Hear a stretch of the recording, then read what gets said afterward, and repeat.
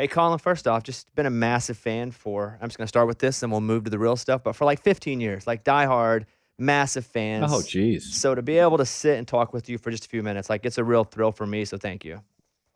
Oh, of course. Yeah, your career's exploded. It's just amazing. They're really behind you at the company. I think it's great. So I'm curious at how other people do their creative endeavors. And because I do want to go back to when you were a kid, but I want to know what your day is like, meaning I watch a show and I DVR it. So I do get to watch, or I'll hit the podcast. And so I see and I hear, but people don't see the behind the scenes stuff. What time do you get in the daytime, and how many people do you sit with before a show and go over ideas or segments? Get up at about 5:40, leave my house at about 6, there at 6:15, put the contacts in, walk upstairs, and it's about an hour and a half process. Used to be about 2 hours, but we've got a really good crew. I would say there are 1, 2, 3, 4, 5, 6, 7, 8, 9 people in the room. They've got about 10 stories laid out for me. I pick probably 4. And then they just keep throwing ideas at me. I usually come in with something to say on 1 or 2. I have kind of a worldview on how I view each story. And then I just like them to pitch ideas and funny lines and argue and any way we can sandpaper it to get the most interesting take.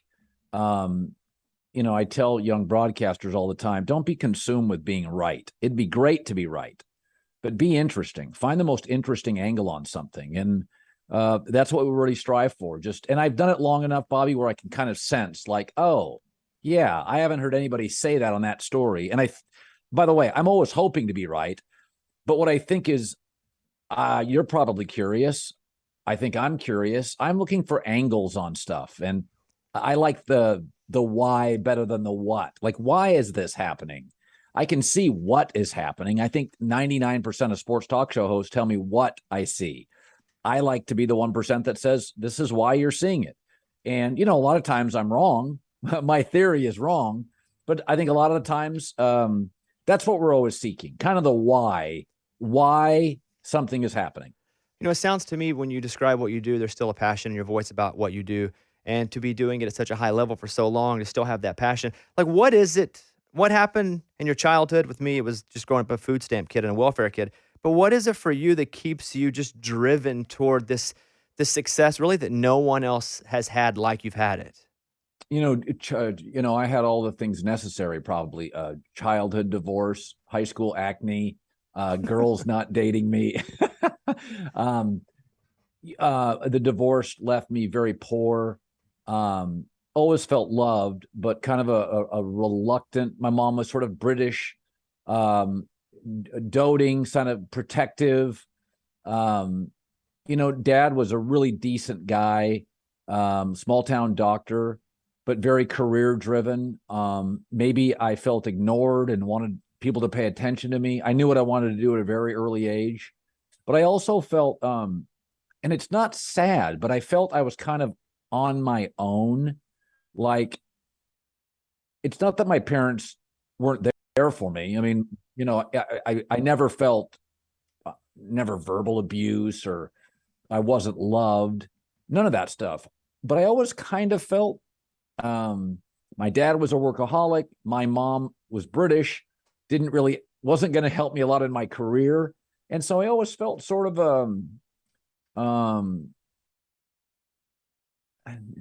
the word escapes me. I would say, if I needed to be self-reliant, and if I didn't succeed, then I wouldn't succeed if I didn't make my own path. And I tell my kids this all the time, is that I want to raise you so at 20 years old, you don't need me anymore. Like, that's kind of how I was raised. And I think that kind of fight and that survival mechanism has been really powerful for me. So, I definitely child of divorce, a sister that was 5.5, 6 years older. So by the time I was in high school, she was out. We weren't close. No 18-year-old girl wants to hang around a 12.5-year-old boy, right? And so it was rural, so I didn't have this wide social net of friends. I mean, every house was, a ways away. So you kind of had to make up your own fun. And I would make up batting lineups on a piece of paper and do the play-by-play and play wiffle ball by myself and play basketball sometimes by myself and shoot baskets. And, I was a Laker. It's Jabbar over to this player, over to that player, 18-footer good. Talk to myself, still do a lot. So that independence, self-reliance still kind of, it thrives in me today. Rural, that's how I describe where I'm from too. I'm from a small town in Arkansas, like 700 people. And there was nobody to tell me that I couldn't do anything, but nobody actually knew you could outside of where you lived. There was a mill, it's a sawmill town. And so they weren't saying you can't go and do a TV show or a big radio show, but they definitely weren't saying I could. And the same thing about you, like who put it in you, who instilled in you that there were these dreams that no one around you had actually reached out and touched, but that you could do it? I always felt like an underdog. Like when I went to college, I always had that chip on my shoulder. Nobody thought I could do it. I didn't have a lot of money. I had to work while I went to school. And I think there's a survival thing. I don't know if anybody told me I could or couldn't do it. I just remember my mom when I was about 13 years old, 12 or 13 years old, telling me one day, I was reading the paper. She goes, you just can't read the sports section. That just can't be it. And I said, yeah, it can. I am going to work in sports. I am going to work in sports, and I know it.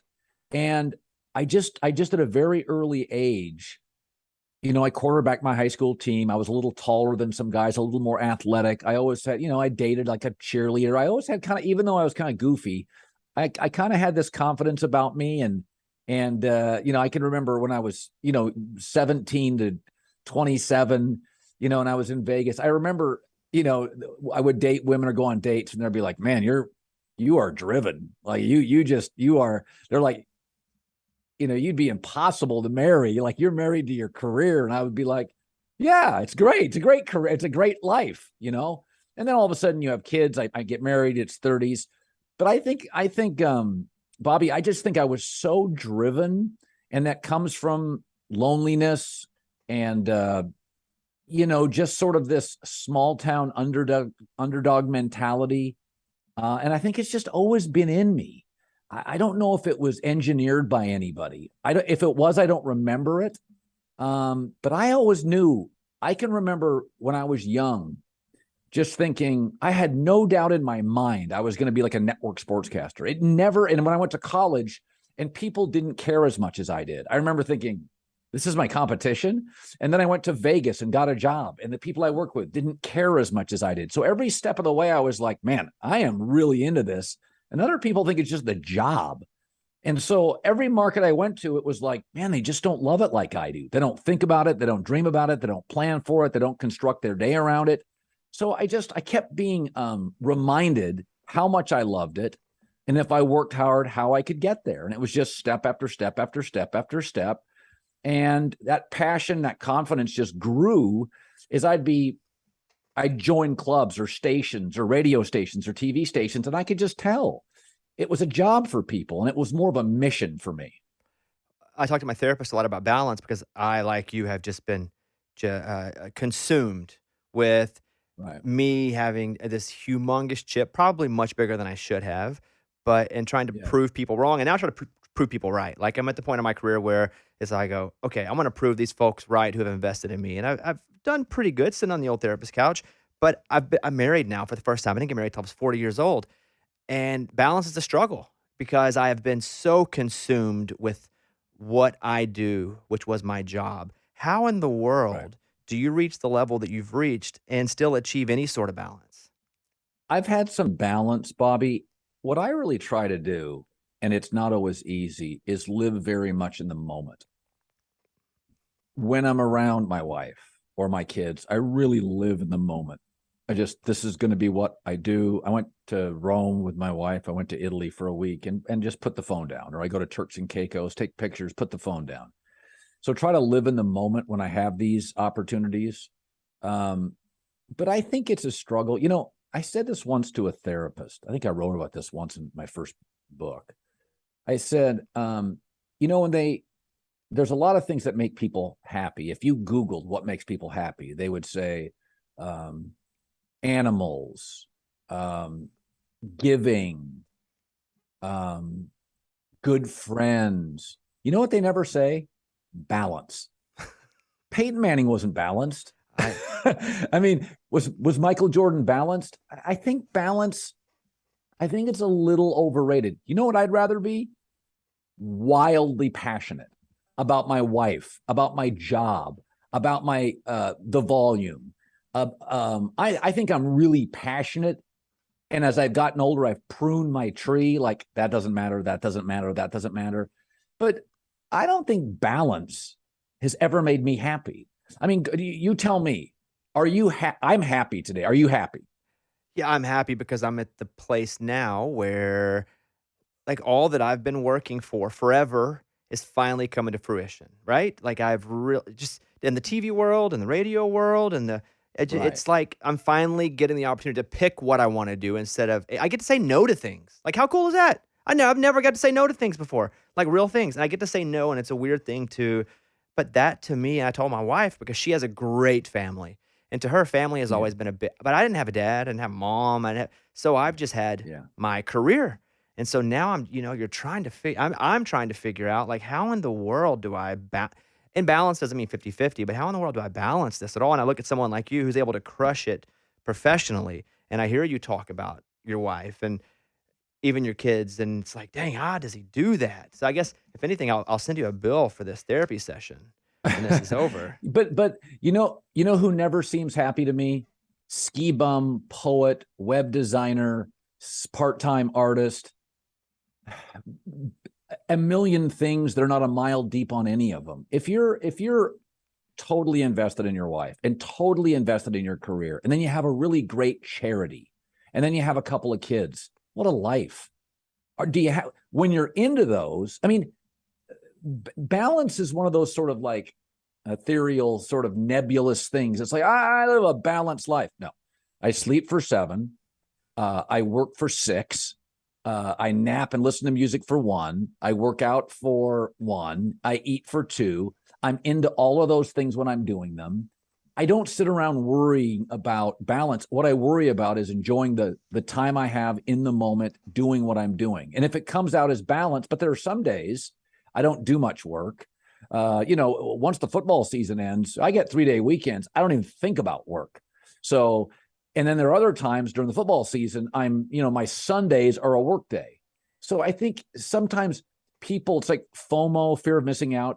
There's this fear of lacking balance. We'll create a new FOLB, fear of lacking balance. I don't think that many people have balance. And I don't think perfect balance makes anybody happy. Let's go back to a job that you had early on that at the time seemed tough, but you look back and you're like, dang, I actually learned a lot there. I did play by play the home games. I did play by play for Division II Henderson State University. And then on the road, I had to do play by play in color because we couldn't afford to send 2 people out in the crew. And it was really hard. But I look back and I'm like, man, I really learned a whole lot there. In Hot Springs, Arkansas, doing a radio show. I learned a whole lot because I had to do Yeah. everything. When you look back at your career, what was that job or a couple jobs for you where really difficult, but you're so thankful you had them because of everything that you developed? Well, my first job out of college was really doing an inning of play-by-play for Las Vegas. You're saying inning? I did it just an inning. I had to sell, and they would give me 1 inning of play-by-play if I was like 22. So the guys around me were like 38, 40. They had been doing it for years. They probably resented me. And it was hard because I wanted to be on the air more. So I had to do sales all day, and then I would do prep, and then I would do an inning and save my tapes. And I mean, I spent like 7, 8 years in Vegas, a couple in sales, a couple doing an inning, then a TV station hired me. Vegas was a grind. It took years off my life. It was really, really hard. I didn't have a lot of money for probably the first 5, 6 years. Childhood divorce. So I went into the city broke. I was broke for about 5, 6 years. I mean, had no money. And was working nonstop, inning of play-by-play, doing sales. Then a local TV station hired me. I did an internship, turned into a weekend sports job. But I will tell you this, I needed other people. And there were a lot of beer and chicken wing nights with TV people and radio people. And as you and I get more successful, I think we'll just sort of naturally have fortresses around us, right? You have the agent, you have the bosses, and you don't deal with the day-to-day because you're making so much money for the company now, and hopefully I am, that, we are two of the people at the company that are, business is thriving. And so this is where I wanted to be. But those journey years for me, I have such good memories. All the mistakes, all the dollar chicken wings. I was a more social animal then. I'm probably less social now because it's more about family and business. So those years I have 6, 7 years, very fond Vegas memories. The mob was still in Vegas then. It was a different town than it's very corporate now. I feel like I got to see it was transitioning. Old Vegas, like the movie Casino, that was just ending. And then I went to Vegas and it was starting with instead of like a guy owning a casino, it was the Hilton, it was the MGM, it was, so I felt like I was in a transition stage in Vegas, and I feel so lucky that I lived through that. I got on a Southwest flight once, and Barry Switzer was on the flight, and I was like, "Dang, this is crazy." Barry Switzer, who's from Arkansas, near where I'm from. Yeah. Obviously, he coached Oklahoma with Cowboys, but he's an Arkansas guy like me, and I flipped out. And I think we're both probably pretty jaded now when it comes to celebrities because we know they just happen to have a skill that culturally we deem a little cooler than the rest. It just so happens their skill is deemed cooler. And so at this point, I don't get starstruck by many folks, and I would assume it's the same for you. But who have you met in the last few years where you're just like, this is so freaking cool, I get to meet and talk with you? Well, I'm always amazed. A lot of people watch sports shows or see my clips. And I think that the funniest story was Keith Olbermann had a show on ESPN years ago, and he took a couple days off. And so they called me and said, would you do Keith's show? It was a TV show in a New York setting. So I drove to New York, stayed the night, and I did the show for a couple days. And he doesn't like college football much. So they said, hey, we want to put some college football in the show. Condoleezza Rice is a big fan of college football. I was like, oh, awesome. And so I pre-taped the interview with Condoleezza Rice, right? That you put into the show and it looks live, and you tape it for 12, 15 minutes. You use 11 of it or 10 of it. And so like here, we can see each other on a screen, and I'm like, 3, 2, 1, 3, 2, 1. And all of a sudden I hear this, the herd. And I'm like, she goes, oh, I listen to you every morning on the treadmill. And I'm like, you're running the country. Stop that. Stop that right now. Don't do that.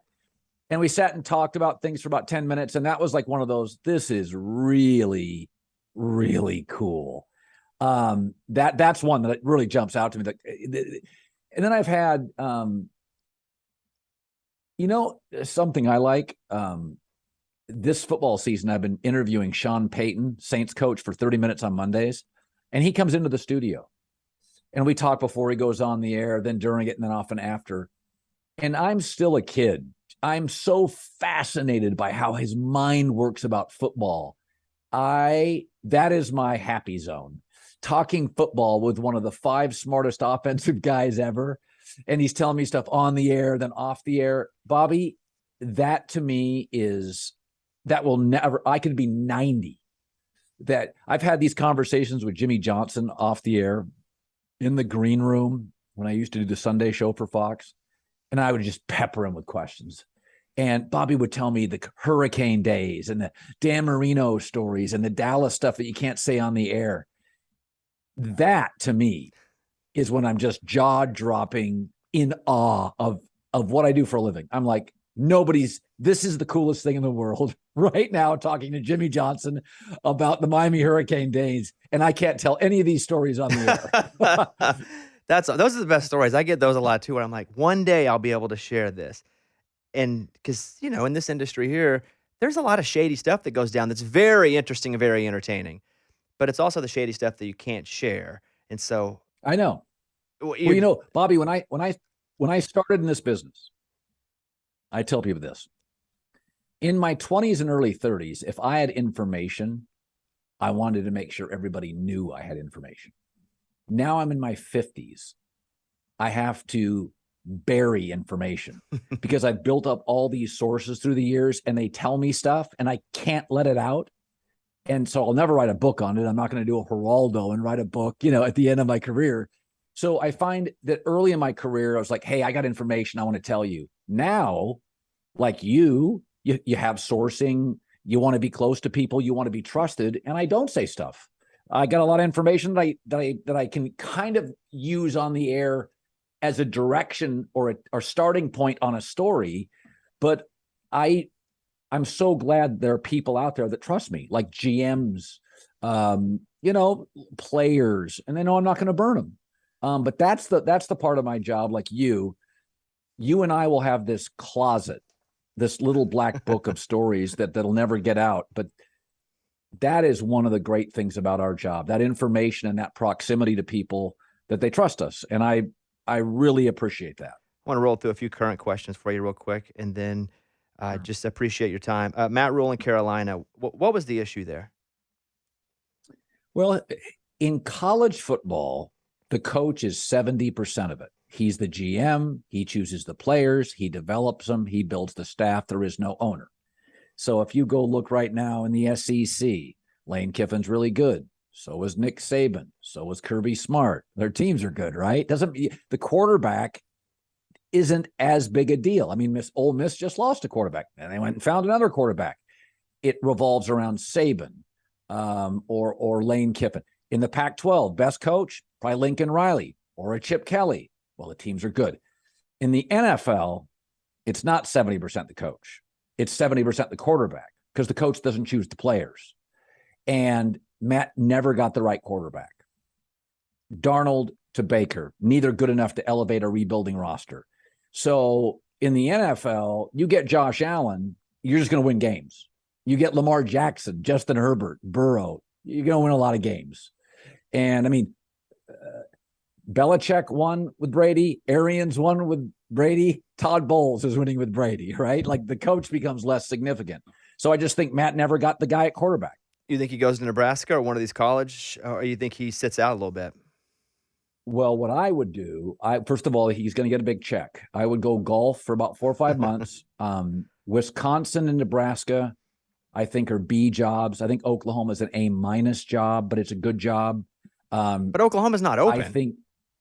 Well, I mean, Venables, he's going to get 3 years, right? I don't know. Oklahoma, listen, you're moving into the SEC. You can't mess around here. I mean, go look at the SEC right now. Kentucky is now good. I mean, look how much better you feel about Arkansas's roster today. And they're battling every week. It's just hard. A&M now recruiting. Bama, Ole Miss, Florida, Billy Napier may be the right coach. I mean, South Carolina is going to be pretty good. Who's that? South Carolina is going to be pretty good too. Like, so you can't go into a conference on back-to-back terrible seasons, depleted rookie. Remember, the transfer portal, Bobby, is great if you're USC and building. It's terrible if you're Oklahoma and reeling. Kids aren't going to stay around forever, especially the offensive players. So I think you let Venables, you figure out the rest of the year, and if it doesn't work, you pivot to offense, you get Matt Rule. We all know this in our business, right? If you make a mistake, own it. Don't double down on it. Pivot out of it fast. I think they whiffed on Venables, and it happens. Great programs do this. 2 final questions. What do you think the biggest issue is in Denver? And I know Russ has what they said today, like an injury, a shoulder injury. Is it Russ? Is it Nathaniel Hackett? Is it a combination? Or are there really no problems? They're just figuring it out? Well, I do think the labrum, the lat injury is something. He went from one of the great deep ball throwers in the league to horrific in one off season. So that doesn't make sense. Also, Nathaniel, 70% of coordinators, 70 to 75% college and pro, either fail or bomb. Venables looks like a bomb. You guys at Arkansas got a guy that does work. Kirby Smart has worked. But how many of Saban's guys didn't work? How many of Belichick's guys haven't worked? And they had this proximity to brilliance. So, my takeaway on Nathaniel Hackett is, between Matt LaFleur and Aaron Rodgers, Bobby, what did he really do in Green Bay? Right? Like, if Kirby Smart Kirby Smart's defensive coordinator goes to Oregon. He may work, but doesn't Kirby run the defense? Really? So, I mean, I'm going to trust Russell Wilson in his 10-year career, his Wisconsin career, his North Carolina State career over Nathaniel Hackett. So I'd say it's an 80-20 Hackett problem today. My final question is back to your career and in your early days. Who was the first person that actually expressed to you, and you believed them, that you could be great? I had worked in Vegas for 7 years, and then I got a job in Tampa doing weekends. And to supplement my income, a local Rob Weingartner, I think is his name. Rob Weingarten. He was a program director at a sports talk radio station in Tampa, and he had seen me on TV, and he said, I got this old guy, Hubert Meisel. He was a sports writer, the late Hubert Meisel, a good friend. He goes, I want to couple you with him in the mornings. I said, that'd be awesome. So we did it. And I had been doing it for about 6 months. And one day Rob came in, and Rob said, hey, you got a phone call. I want you to call this guy back after the show. He's a sports talk radio consultant. His name is Rick Scott, Seattle-based. So I did the show with Hubert. Hubert was very funny. We got along great. And the show was over, and I called this guy back. And Rick Scott was in town. I think he was, at that time, Bobby, and still is, there was like 2 or 3 sports radio stations in town. And he had seen me the night before on TV. And he said, you don't know who I am. He says, quit television. You are going to be the Rush Limbaugh of sports talk radio host. And I went, what do you mean? And he said, I've heard everybody in the country. He goes, quit television. He goes, I'm going to call you in about 3 months, 4 months, keep working at it, and blah, blah, blah, blah, blah. A while later, a few months later, so that was the first person that ever said anything. And I was just like, because I didn't listen to everybody else. I didn't know what everybody else sounded like, except the people in Tampa. They were fine. And then a few months later, I was sending out TV tapes, and another guy called me. Bruce Arena ran a station in Portland, and he said, I got a call from Rick Scott, and I was told, hire you. He goes, I've never heard of you, and I've never heard your tape, but I trust Rick. So you want to be my sports afternoon host? So that was my big break. But that was the first time. I thought, like you, Bobby, I thought I was a hard worker, and I was talented, and I cared about it, and I was invested in it. But nobody had ever said, hey, you could do this. And it really inspired me. It was really inspiring to me. It was just like, wow. I almost felt like, okay, this guy knows this industry way better than I do. I don't want to disappoint him. So it made me work harder. Before sports talk radio, when I first started, I was a TV guy, and I just liked talking. And Hubert Meisel was very funny, and he had this sort of Southern charm, and I just liked him. We liked the same stuff. We laughed a lot. But it didn't pay at all back then. And it just wasn't as formidable like with iHeart as it is now. It just wasn't.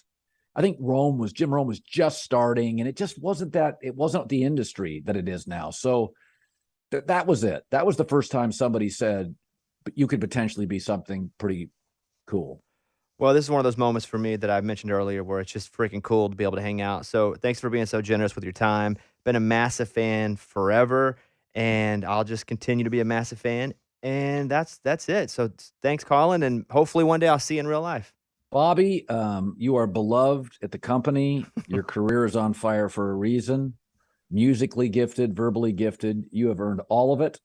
And you're one of the easiest guys in our business to root for. So I'm really happy for you. Thanks, Colin. Hope you have a great day. Thanks for the time, buddy.